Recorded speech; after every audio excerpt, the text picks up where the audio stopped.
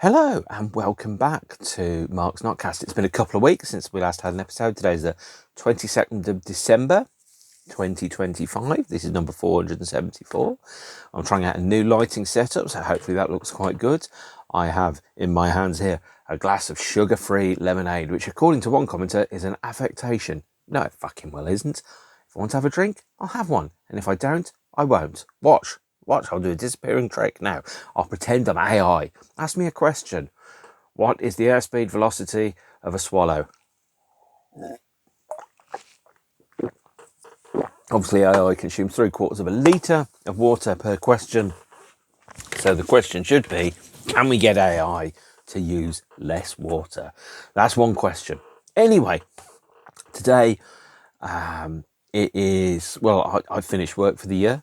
It's been a very long, very busy year work-wise. My brain is quite tired and it needs a couple of days off. And that's why there hasn't been one of these for a couple of weeks, because it's been really busy. Actually, I mean, historically, I've always had a big rush in the run-up to Christmas, kind of like that sprint in Daley Thompson's decathlon, the 1983 ZX Spectrum game, where you had to do the 1500 metre dash. I think dash probably isn't the word. And I remember, because obviously, I mean, this happened when I was 10 years old, right? So I was going, I've got to get a good time, and left, right. I get an RSI, and suddenly my little animated sprite of Daley Thompson, not, by the way, soundtracked by Iron Maiden's Phantom of the Opera, just collapsed, fell over, and went at 1,493 metres on the dash. That was heartbreaking to my little 10-year-old brain. So much so, now, over 40 years later, I still remember it as one of the worst moments of my childhood. And if that's one of the worst moments of your childhood, overall, your childhood is pretty good, isn't it, really? Anyway, as I don't have the brain power to deal with a bigger episode, today is going to be another random record rummage going inside the, not patented, but the trademark, the well-recognisable shining bag, and I'm really getting my £10 worth out of this. So we have an LP or a 12-inch, 7-inch, a CD, a DVD, a Blu-ray and a book. And I'm just going to go right in and I'm going to see what there is. I don't know what this is. I think I know what it is, but I'm not quite sure. And yes, this is what I think it is. This is Motorhead's live EP, The Golden Years. On black vinyl there, black is a colour, Motorhead live. 4 tracks recorded in, I think, 1979, maybe 1980. Let's check the copyright date on here, 1980. Featuring Leaving Here, Stone Dead Forever, Dead Men Tell No Tales, and Too Late, Too Late. Now, I love Motorhead. I was always aware of Motorhead, and I took Motorhead a little bit for granted when they were going, with the idea is that they'd be going forever. I could see them anytime. I wouldn't have to worry about them, because after all, only 2 things would survive the apocalypse, wouldn't they? Lemmy and Keith Richards. And sadly, Lemmy didn't quite make it. For me, Motorhead I took a little time to get used to them, because I took them for granted, undoubtedly. I did get to see them. I saw them at Hyde Park in 2014, supporting or propping up, depending on your point of view, Soundgarden, Faith No More, and Black Sabbath, when Black Sabbath still existed. 10,005 days later, all 4 bands had split up. All their singers had died, which made it impossible for them to continue, which was quite surprising, because Chris Cornell died mid-ish 2017. Faith No More split up late 2015. Lemmy obviously died December 2015. Black Sabbath split up February 4th, 2017. And so therefore all 4 bands on that bill had gone within 3 years of that show happening. That was quite an experience. And this is great, by the way, the Golden Years. It is fast, it is furious, it is fierce, and lots of other words starting with F, some of which probably aren't suitable for a less mature audiences. Get me a 12 rating if I use them. But also, this I bought from a charity shop, or if you're in America, they're called thrift stores. And in charity shops, people dump the things that they don't want to shops that then sell them to people that do want them. The resulting proceeds go to charity. And I have about 6 or 7 in my local town. I go there at least once a week. One morning, I turned up at the one that was next to, of all places, a gym and a farm foods. Yeah. And just put it out and went, is there anything good in there? I went, not really. And in that, I found this for 50p. I found the purple vinyl Black Sabbath single from the Never Say Die album, which was 50p. Erasure's Circus 7-inch, 50p. 3 Jam 7-inches for 50p, all each. So yeah, no, nothing good in there at all. Not a thing, diddly squat. And there you go. Love this. I love live Motorhead. And I mean, obviously at the time they recorded this and performed this, I was between 6 and 7 years old. I was not interested in metal. Not long till that changed. Right, let's find out and see what number 2 is in the list. Okay, so I'm going to skip the book. I'm going to go for, BluRay, Django. So by Quentin Tarantino, made in 2012, I think. Let me just quickly check the copyright date. Yep, and this is quite a good film, but like Inglourious Basterds, and I saw the original Inglourious Basterds recently, by the way. Django Unchained just takes the name and some of the soundtrack and turns it into something completely different. So the original Django was, I think, a 1960s kind of Italian cowboy, good, the bad and the ugly type rip-off, probably filmed in Spain with actors that were once big in Britain, about a man who drags a coffin and in the coffin was a machine gun, and then when he died he'd get stuck in the coffin. And I remember it being shown, the Django films, on BBC Two, on a show that was fronted, Movie Drone, fronted by Alex Cox.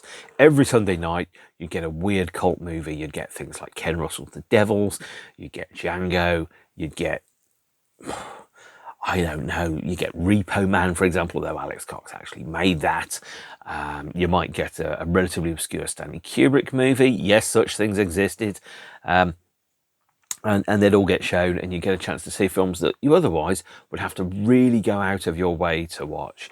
And the original Django's, I think, were part of that. And I watched them when I was about 16, 17, in the days when I had a television in my own room and I could choose what time I went to bed. And that was a time when I first thought, oh, the power. Wow. Wowza, wowza, wowza. And I had this really fascinating kind of insight into a world that I wouldn't have got just through watching Top of the Pops and BBC One.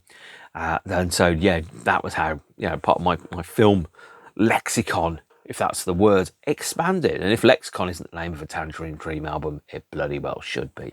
Nonetheless, Django takes that and then turns this into a tale about slavery in, I think, around about the 1860s, a whole bunch of stuff around people being owned as property, in what they're genuinely being owned as property, by the way, not being told what to do by somebody that's displeased with you. That's not owning somebody as property. That's called expressing an opinion. Putting an ankle chain around somebody and putting them into a box underground until they learn to comply to what you're doing and work for no money. That's owning somebody like property. Telling someone, oh, you're being a bit of a dick, stop it. That is not treating people like property and slaves, by the way. Just in case there is a small but subtle difference between the two. And Django has, personally, I think Samuel L. Jackson, I don't know if he got nominated for an Oscar in this. He should have been. I think he was very, very good in this film, although his character was basically the Judas Goat of the movie. And it was an unusual film. It was, I mean, quite good. I really enjoyed parts of it. The roaring rampage of revenge, always satisfying. The Quentin Tarantino's character, terrible.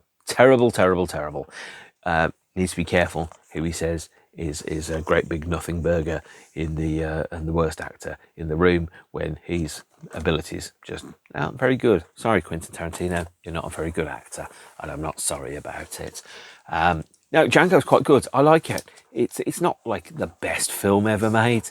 Certainly not the worst. Right, let's go for the DVD. Let's see what the DVD is. I don't know what this is. Oh, okay. I wasn't expecting this. James Dean's East of Eden, which I do have, of course. Obviously, otherwise I wouldn't be showing it to you. I need to watch these films again. I think James Dean made 3 films during his lifespan. and I haven't seen them for quite some time. But he was magnetic on the screen, and watching him, and I thought, oh, I see what all the fuss is about. And I really need to see this again. So let me just quickly check, based on John Steinbeck's novel. Yeah, so I haven't seen this for a few years. I do need to see it again. I will see it again. I just don't know when. I just don't know how. But I do need to see it again. And it's very good. There is a rumour, I don't know how true this is, that James Dean starred in, well, starred might not be the words, made some gay porn before he became famous, and then bought up the rights to it all and had it all destroyed. I heard that rumour. I don't know how true that is. That's really interesting. But yes, not where I was expecting to go today with this episode. Right, so CD. Ooh, Iron Maiden's The Wicker Man. So I, as you know, am doing the Iron Maiden albums in sequence, in order. I'm currently up to Somewhere in Time. And The Wicker Man is approximately 5 episodes in the future as part of 2000's Brave New World album. This was the first single that was released after Bruce Dickinson and Adrian Smith rejoined the band in mid-1999. I have thoughts about that. I am not spoiling that episode about Iron Maiden for you. No, you'll just have to wait. And it is a fantastic comeback single. It brings to the table a big melodic strength, and I think it's just a great song, actually. Although the radio edit of The Wicker Man, as you probably know, has different lyrics and is a better version of the song, because I think he sings "Your time will come, thy will be done," etc. Whereas in this one, he just sings "Your time will come endlessly, endlessly, endlessly," and that's quite dull. This is about the time that I stopped paying a huge amount of attention to Iron Maiden singles. They stopped putting original songs on the B-sides. If they did such terrible tracks from the Dance of Death album as "More Tea, Vicar" and "Pass the Jam," which was basically 6 rich guys fucking about in the studio for 14 minutes with no set chorus, just mucking about, and then thought, yeah, we'll stick that on a single, people will buy that. Took me a while. This is backed with a live version of "Man on the Edge," the lead single from 1995's X Factor, sung by the incomparable and bloody brilliant Blaze Bayley. Yes, I said it. I think he was a great singer for Iron Maiden. I will always think he's a great singer for Iron Maiden. He is doing a tour, the 30th anniversary of the Beast tour, next year in the UK, where he is playing most, if not all, of his set from his time in Iron Maiden. I'm really looking forward to that, because that's a period that I missed out on, because I was 23 and I thought, nah, I've grown out of Iron Maiden. It's hairy old man bollocks, innit? Well, I've grown back into it now. I've got hairy old man bollocks. Oof. I wasn't planning on saying that. Well, I've gone back into it, and I think metal is for life, not just for puberty. So there you go. Yeah, this is a great track. Absolutely love it. Had a great time playing air guitar to it when I saw Iron Maiden at the Birmingham NEC in the year 2000. Right, let's go for the 12-inch LP. Now, I know what this is. It is with Kraftwerk's Music Non-Stop. The first 12-inch released from 1986, his album Electric Cafe. Never techno-pop, Electric Cafe or bust. This is the song that traditionally has ended almost every Kraftwerk gig. I've seen 2 Kraftwerk gigs that haven't ended with Music Non-Stop, and as far as I can tell, they've only played 3 gigs where Music Non-Stop wasn't the last song on the set list, and those gigs were at the Leicester Polytechnic and Norwich University of East Anglia in 1992, and One Night at the Tate in 2013. Music Non-Stop, this has 2 versions on it. It has an extended 12-inch mix running at a whopping 6 minutes 15 seconds, and Music Non-Stop, the 7-inch version. This is the UK edition of the 12-inch, even though it spells Musique Non-Stop, which is the French version of it, and the 7-inch just has an edit on the B-side of it. It's a great track, actually. I love it. It's part of the 3-track techno-pop suite that is on side 1 of Electric Cafe, respectively being Boing Boom Shack, techno-pop, and Music Non-Stop. And the idea of a minimal, repetitive riff that goes through a whole bunch of variations as instruments respectfully drop out side by side. That's a great great track. Really, really pleased that we've got it. Really pleased indeed. So there you go. Right. I think that's 5. I might have 2 more. I might have 1 more. I don't know. I'm going to find out. I'm going to look in here and see what there is. There's only a book. So let's hope this is a good one. Oh, The Wolf of Wall Street. By what is it, Jordan Belfort, How Money Destroyed a Wall Street Superman. I've not read this. I've seen the film, and we've all seen the film, and the film is fabulous. It is, of course, like a lot of Martin Scorsese's films, a tale of stupidity and ego that destroys a man, and that's a cautionary tale. If you think about, for example, basically The Wolf of Wall Street is finance's version of Motley Crue's The Dirt. The idea of what can happen if you become staggeringly rich and no one tells you no, and you can just basically just get away with whatever you want, and then you become bluntly an asshole. And because you're an asshole that makes people rich, people tolerate you being an asshole. You can cover a dwarf in Velcro and throw him at the wall and he'll land and stick, and that's totally fine. You can take quaaludes that were years out of date and see some of the most spectacular physical comedy that you've ever seen. You can think that you need to have a wife that looks a certain way and a certain amount of money in the bank and a yacht and all that type of stuff, and rip people off left, right and centre and somehow get away with it, thinking that they're just little people and they don't matter. But everybody is the lead character in their own story. They do matter, and rhythm is going to get you, as Gloria Estefan and the Miami Sound Machine had it. It will all catch up with you. Everything always does in the end. And if you want to look at the true example of privilege, see what people can get away with without being held responsible. That's the true sign of privilege. And well, Jordan Belfort got away with a lot. And if you're somebody that's got away with a lot of bad behaviour and not had to face any consequences for it, you may think you've had to face consequences for it, not the ones that you deserve and not the ones that society regards, for example. So a lot of what Jordan Belfort did was probably not illegal, but it was immoral. And if you're taking the view that it's not illegal as your benchmark for what you should or shouldn't be doing, you're clearly going, I don't really care about morality, I care about consequences. And that's where obviously things like custodial sentences, fines, etc. start to become incentives, as opposed to going, I shouldn't do it because it's a bad thing to do. It's like, no, I shouldn't do it because it will cost me money or it will cost me my liberty or whatever. And that's an interesting story, is when people feel that they are somehow insulated from the consequences of their actions, as Jordan Belfort undoubtedly is at various places. And, you know, it takes a long way into the film, in the book, before, for example, page 509, the first one that I opened, is as I stepped on the accelerator, the rear door of the Oldsmobile swung open and a woman popped out. She smiled, then waved at me and said, "It's okay, Jordan. We're not here to hurt you. Please don't pull away." She smiled again. I put my foot back on the brake. "What do you want?" "We're from the FBI," she said. And sure enough, those 3 ugly letters were staring me in the face. FBI. So, there you go. That's what happens. I mean, obviously, some people will look at that and go, well, you know, being arrested is being, you know, involuntarily deprived of their liberty or something along those lines, and going, no, it's consequences. And just because you don't think those consequences are ones you should pay doesn't mean there are consequences that other people think you shouldn't pay.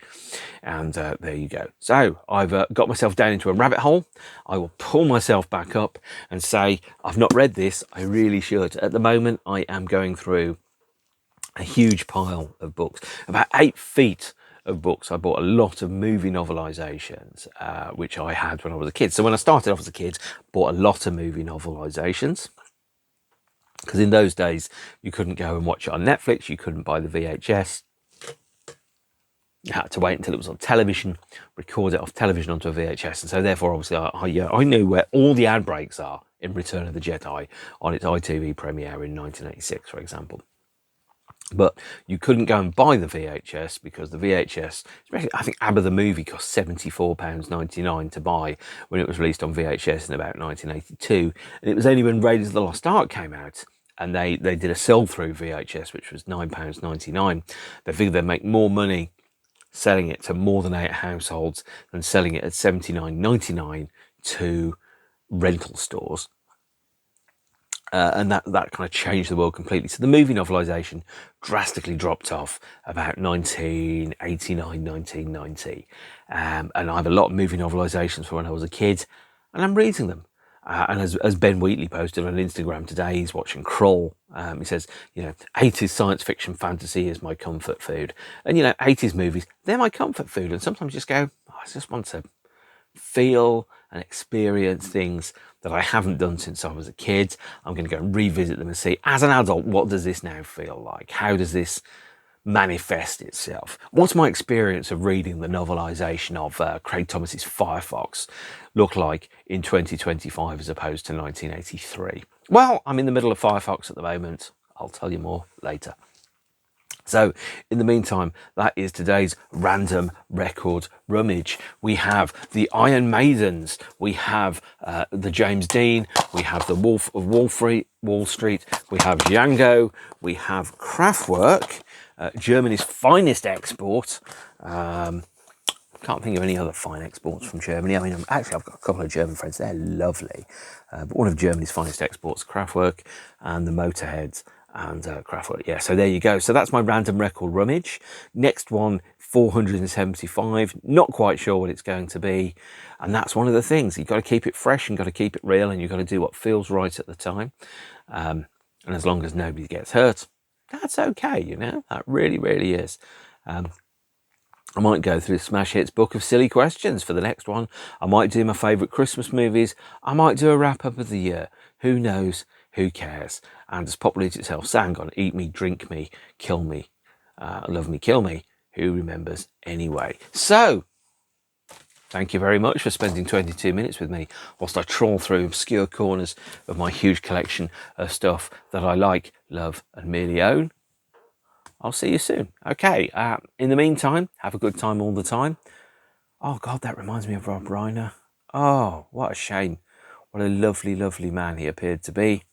And if there's anything about the way that you live your life in such a way that the president has to write a disgraceful tweet about you, because then that proves that people really, really loved you. No, it doesn't. But, live your life in such a way that people won't be sad when you die. That's one of the main things. Or more correctly, people won't be happy when you die.